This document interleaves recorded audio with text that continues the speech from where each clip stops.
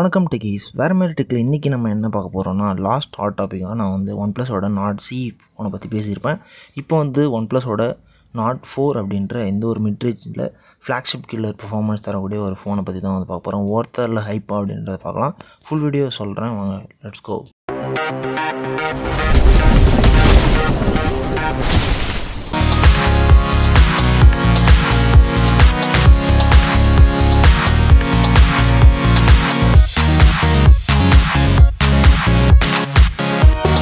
First unboxing வந்து start பண்ணலாம். பாக்ஸை பொறுத்த வரைக்கும் யூஸ்வலாக வந்து ஒன் ப்ளஸில் தர மாதிரி ஃபோனு அண்ட் தென் 100 வாட்ஸ்க்கான ஒரு சூப்பர் விஓசி சார்ஜர் கொடுத்துட்றாங்க.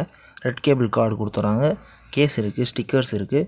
ஃபர்ஸ்ட் ஃபீல் வந்து பார்த்திங்கன்னா சாலிடாக இருக்குது அண்ட் ப்ரீமியம் மெட்டல் ஃப்ரேமில் வந்து பில்ட் பண்ணியிருக்காங்க.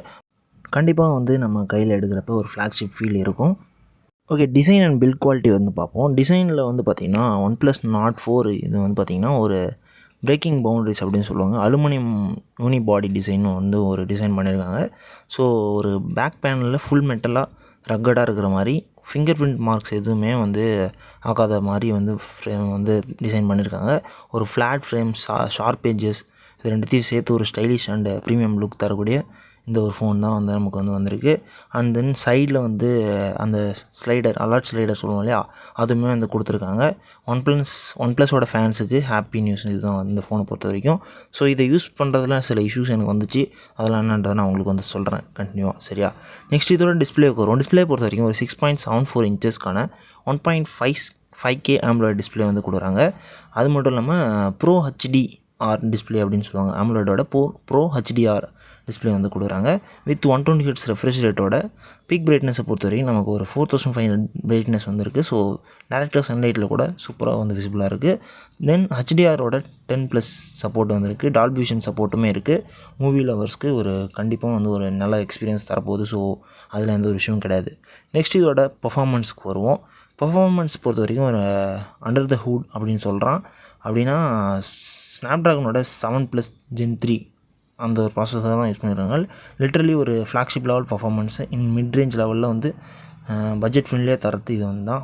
ஸோ அண்ட் ஸ்கோரில் வந்து பார்த்திங்கன்னா ஆல்மோஸ்ட் வந்து ஒரு 1.4 மில்லியன்ஸ் வந்து கிராசிங் பண்ணுது. கேமிங்க்கும் சரி, மல்டி டாஸ்கிங்க்கும் சரி ஸ்மூத்தான பெட்டரான ஒரு பர்ஃபார்மன்ஸ் வந்து கிடைக்குது. பிஜிஎம்ஐக்கும் சரி, ஜென்சன் இம்பேக்ட்லேயும் சரி, மேக்ஸிமம் கிராஃபிக்ஸில் நமக்கு நோ லேக், எந்த ஒரு லேகுமே வந்து இது நான் ஃபீல் பண்ண முடியல. அண்ட் தென் இதோட ஆடியோ வந்து ஹாப்டிக்ஸ் வந்து பார்க்கலாம். Dual stereo speakers with Dolby Atmos இருக்குது. லவுட்னஸ் அண்ட் கிறிஸ்ப்னஸ் எப்படி இருக்குன்னு பாருங்கள்.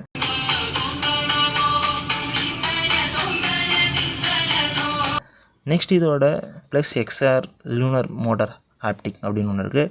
இது வந்து பார்த்திங்கன்னா டைப்பிங்கில் ஒரு ஃப்ளாக்ஷிப் ஃபீல் இருக்கும். ஸோ இதுக்கு வந்து அந்த இது வந்து கொடுத்துருக்காங்க. ஸோ இது வந்து இந்த கீபோர்டு யூசர்ஸ்க்கு வந்து யூஸ்ஃபுல்லாக இருக்கும்.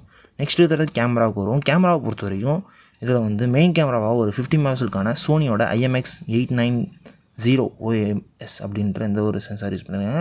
இதுவும் ஒரு ஆப்டிக்கல் இமேஜ் ஸ்டெபிலைசேஷன் இருக்கக்கூடிய ஒரு கேமரா தான். அல்ட்ரா வைட் கேமரா 8 மெகாபிக்சல் கொடுத்துருக்காங்க. செல்ஃபிக்கு 60 மெகாபிக்சல் கேமரா வந்து கொடுத்துருக்காங்க. டேலைட்டில் எடுக்கிற ஃபோட்டோஸ்லாம் நல்லா ஷார்ப்பாக இருக்குது. OIS இருக்கிறதுனால ஷார்ட்ஸ்லாம் வந்து கூட டீசெண்டாக வந்து கிடைக்குது. ஸோ நைட் ஷார்ட்ஸுமே வந்து நம்ம டீசெண்டாக கிடைக்குது. செல்ஃபி கேமராவில் ஆவரேஜான ஃபோட்டோஸ் வந்து நமக்கு எடுத்துக்க முடியுது. பட்டு இன்னும் கொஞ்சம் பெட்டராக அதுக்கு வாய்ப்பு இருக்குது அப்டேட்ஸ் வர்றப்ப. நெக்ஸ்ட் வீடியோவில் வந்து பார்த்திங்கன்னா 4K 60 FPS சப்போர்ட் இருக்குது.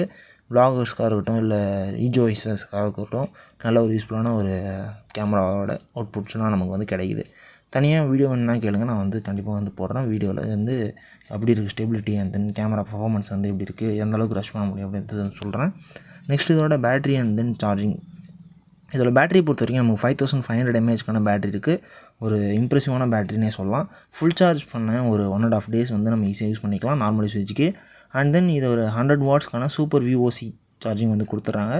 0 to 100% வந்து பார்த்திங்கன்னா நமக்கு ஜஸ்ட் ஒரு 26 மினிட்ஸில் வந்து ஏறுது சொல்லலாம். 25 மினிட்ஸ்லேயே வந்து ஏறிடுது. ஸோ சார்ஜிங் பொறுத்த வரைக்கும் எந்தளவுக்கு சீக்கிரமாக ஏறுதோ ஒன் டே யூசேஜுக்கு இது கண்டிப்பாக யூஸ்ஃபுல்லாக இருக்கும்.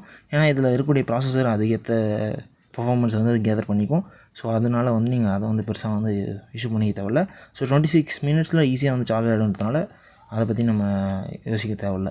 நெக்ஸ்ட் இது சாஃப்ட்வேர்ஸ் வருவோம்.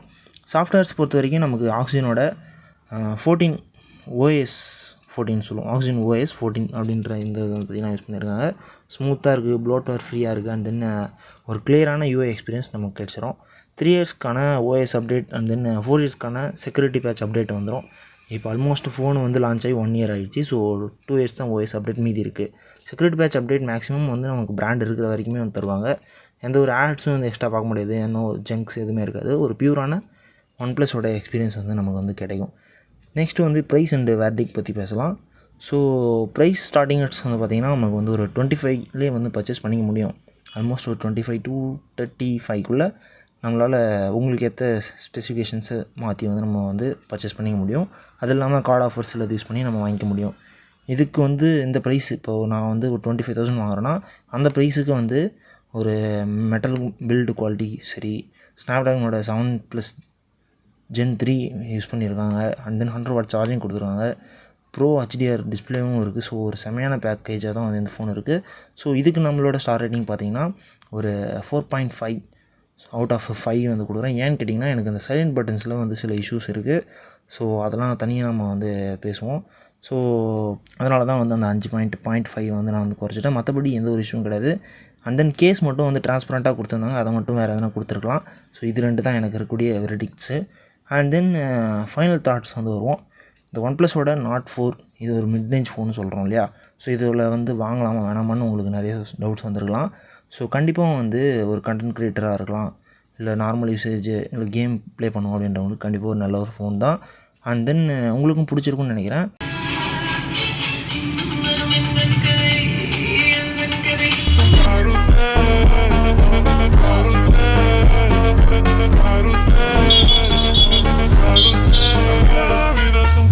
இது போல் நிறைய ப்ராடக்ட்ஸோட அடுத்த வீடியோவில் பார்க்கலாம்.